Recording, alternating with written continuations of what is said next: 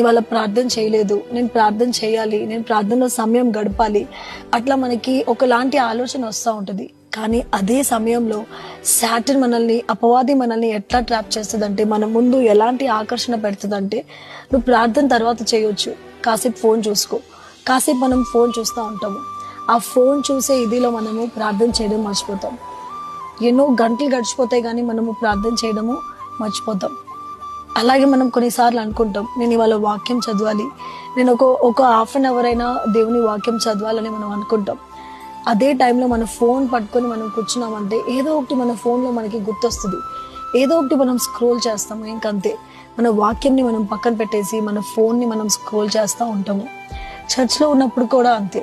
చాలాసార్లు చర్చ్లో ఉన్నప్పుడు ప్రతి ఒక్కరు మొబైల్ తీసుకొస్తారు. ఒక్క నోటిఫికేషన్ వచ్చిందంటే విన్న వాక్యం మీద నుంచి వాళ్ళ అటెన్షన్ పోతుంది, జరుగుతున్న ఆరాధన మీద నుంచి వాళ్ళ అటెన్షన్ పోతుంది. వాళ్ళకి ఏ నోటిఫికేషన్ అయితే వచ్చింది వాటి మీద వాళ్ళ ఫోకస్ ఎక్కువ ఉంటుంది.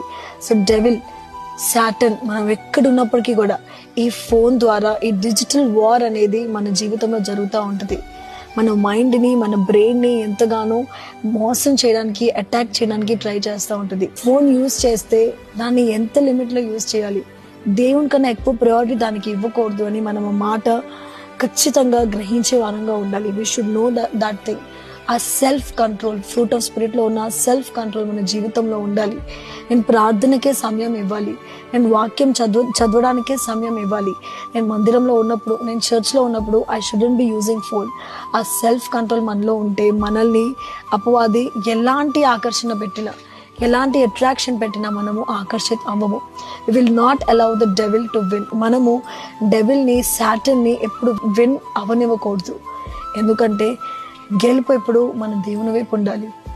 We should be winning our God but not the Satan. Bible కూడా ఒక మాట అంటది, submit yourselves then to God, resist devil and he will flee from you. Resist the devil. ఎప్పుడైతే మనము డెవిల్ని రెసిస్ట్ చేస్తామో అప్పుడు మన దగ్గర నుంచి డెవిల్ దూరం వెళ్ళిపోతుంది. డెవిల్ మన దగ్గరికి రాకుండా మన దగ్గర నుంచి దూరం వెళ్ళిపోవాలంటే మనము దేవునికి సబ్మిట్ చేయాలి. Submit your selves to God.